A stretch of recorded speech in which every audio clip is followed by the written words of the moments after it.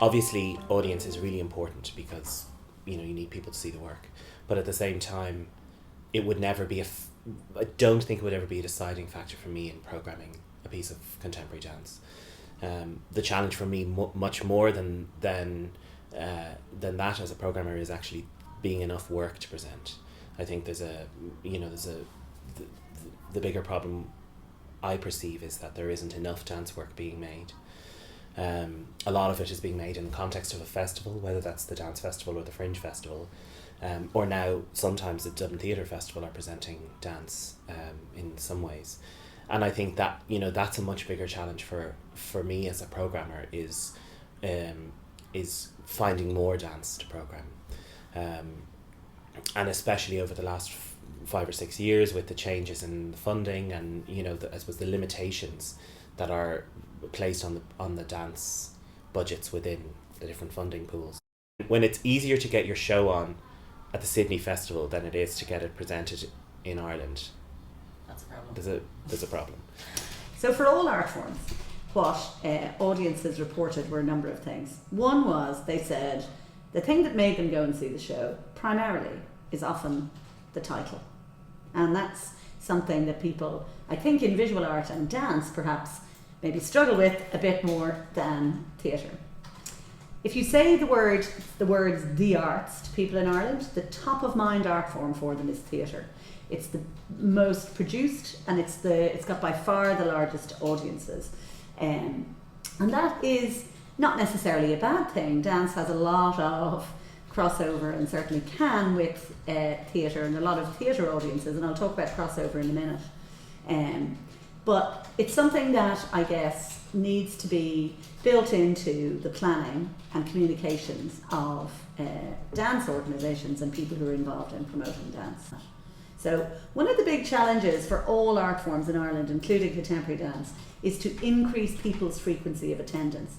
Lots of people say, oh yeah, I would go, I don't have any problem going, but we haven't put enough effort into our marketing efforts to get them to come more often. So there's this huge cohort of people, nearly 250,000 people in Ireland, who say they go less often than once a year. So one of the big challenges is to persuade those people to come more. And you have to remember too, it's what they think is contemporary dance. So it's what you say. If you said to somebody, have you attended a contemporary dance performance, it's what a reasonable person would consider that to be. One of the reasons I don't really lead with dance when I talk to people, friends and family, about what I do, is because they really have no idea what I'm talking about. Like, you have to clear up pretty early on that you're not talking about like a pole dancer.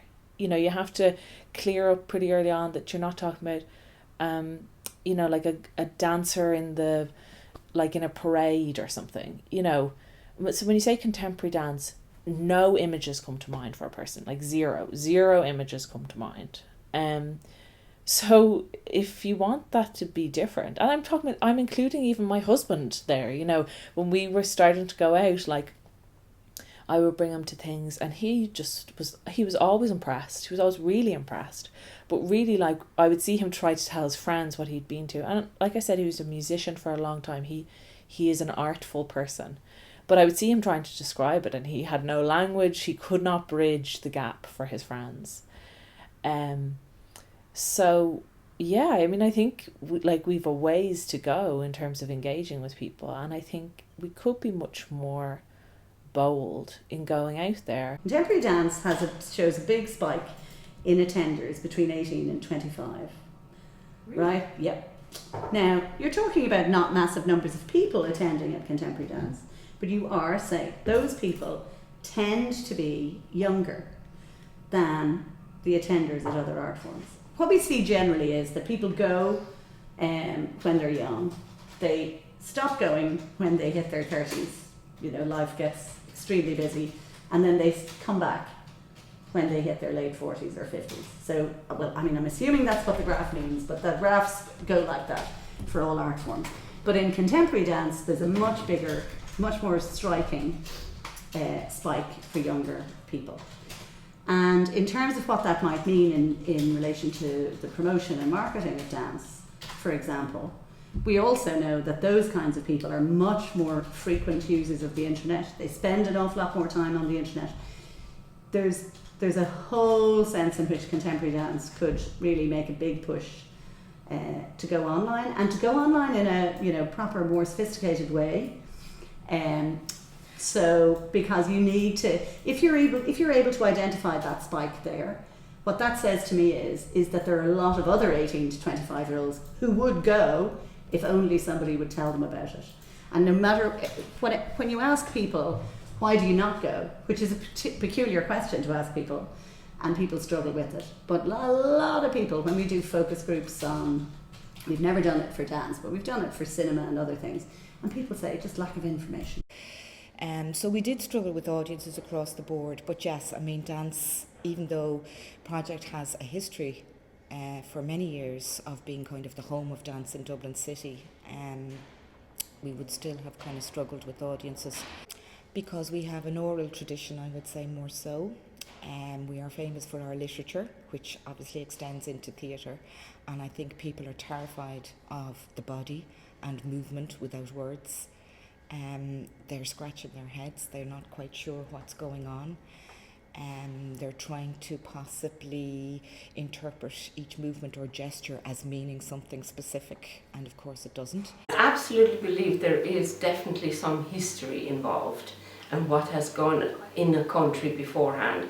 I mean, if you go to Europe, anywhere in Europe, it's, even if you go to Dublin Dance Festival and you listen to all the different languages sitting there, and I remember standing up and saying, this will not work, we have no audience. They have audience, but they're not Irish. And I believe that, the countries that I've gone to in Europe, they are, what you're talking about, the art and music, they have been, completely filled with it as part of their tradition. I ask the grannies or whoever, when I say I'm in Germany, why are you here? Well, my mother and my grandmother brought us. This is part of our tradition. We go to dance. We come here once a month or once a week, and it doesn't matter what is on the other side. We just go. So it's not even the programming, 95% of the people in my classes are not from Ireland. French, German, Italian, American. There's really few Irish people in my classes. And I see it was the same in Kerry. I thought it was just a Kerry thing, but it's the same in Dublin, because they get dance in their schools. The Germans have dance from a really young age. So they go see it. You go to Germany, you go to Holland. The theatres are packed with, and they're going to see contemporary art. So unless we start educating kids at a really young level about dance and movement and it as an arts practice, we can't come in and and start trying to do these practices as artists and trying to get audiences in when we haven't got them at the age of 5 and 6. I think that's fundamentally where the problem is. Dance isn't on the curriculum. Art is, music is, dance isn't. It's not it's an LCA. It's not a proper subject like music and art is on the Leaving Cert. It is in England. Why isn't it here? All our young people have to go away to train. So there's this fundamental flaws in the system the whole way up, and that's what needs to be addressed. Versus trying to get audiences in at the end of it. We're like, no, we need to start at the beginning and start training them from this young age, and maybe we need to start making more dance for children. Maybe this should be like theatre does that. There's quite a big program of children's theatre, getting them in at a younger age, so that by the time they hit teenage years, they want to engage in a youth company, and by the time they finish that, they're going to go see dance. Yeah, if you're comparing theatre and dance, and why there's a bigger audience for theatre, it's just from such a young age we're understanding about English and composition and sentences and poetry. We learn about plays in school, and also with theatre that there's this history of rep. So a company will repeat a work or revisit a work that they did 10 years ago with a new cast, or they might have something where in the cast the female was cast as the daughter, and then 10, 20 years later she's the mother. So you have these things that you can discuss and you can talk about after as an audience, and you can be part of that conversation. The hooks. And I mean, that's why MKD never had his pieces in the dance festival. He always did it in the theatre festival. He never put it in the dance festival because that was his thing. He felt he could speak to a theatre Yeah. audience and not a dance audience, you know. And I think he was very successful and was a very good thing to do.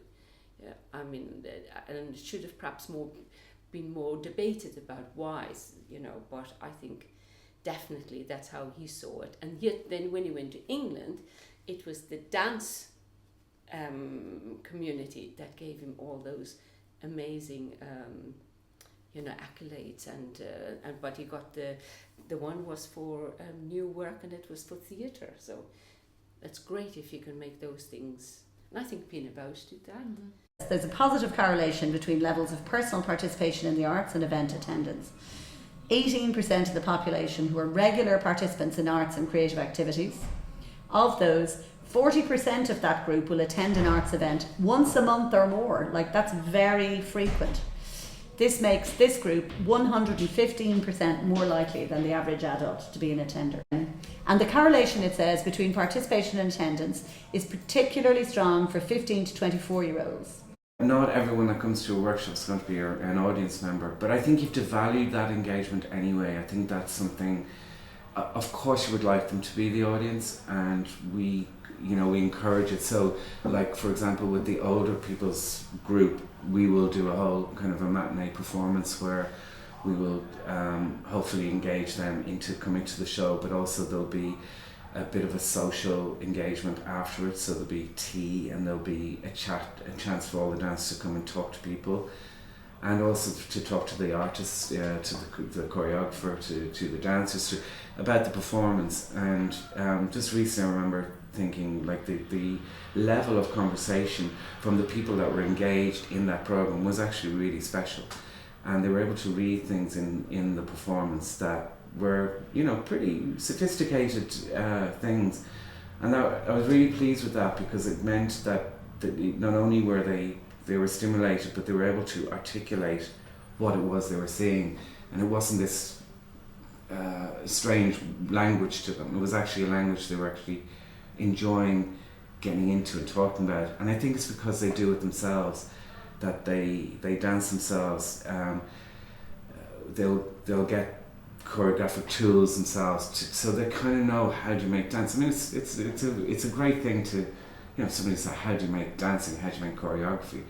And there's a set of kind of rules and tasks and principles and tools, you know, that you can use. And I think imparting that knowledge kind of demystifies a little bit of what it is we're doing, and hopefully engages them deeper into the work and lets them read the body in a different way. There is a lot to be said for targeting theatre audiences, but depending on the kind of show you're doing, you know, I'm saying to you, there's also people who attend at jazz, people who attend at opera, contemporary dance attenders do those things too, but you can take it as read, they also go to theatre. Because, like I say, virtually all arts attenders in Ireland go to theatre. Like, there are tiny, tiny little numbers of people who only go to classical music, but there is great scope there for targeting those theatre audiences, and using materials that are for them relatable, using the tricks and knowledge that people use. The other thing to say to you is, and again this is from the Theatre Forum benchmarking, so this is box office information, because they analyse actual statistics from the box office. What we also know is that in the network of venues around the country, attenders attend at a very wide range of things. They tend, generally speaking, not to be that loyal to one art form. Again, they go to cinema, they go to theatre, they go to music. They don't put themselves in the boxes that perhaps we might put them in, and look on them as outsiders. And I have to say, when I see all of those things, it resonates very much with me as a person. You know, I don't mind really whether something is an art exhibition or theatre show, or, you know, it doesn't. But I do think that there is a challenge for dance in not being actively off-putting in terms of how it speaks and communicates with the audience. And what they say is the audience doesn't really mind. It's not really going to sell the show if you say it's choreographed by so and so who choreographed another show that they've never heard of. Who did it is of marginal interest to audiences. So I've already mentioned images, copy is a big thing, the title is a big thing, and what people want to know always is, what kind of experience am I going to have? They don't mind, unless it's actually, unless it is a star, unless it's actually somebody massively, or unless the award you've won is, actually in a fringe first, or, they don't care about those things. What they want to know is, what's it like?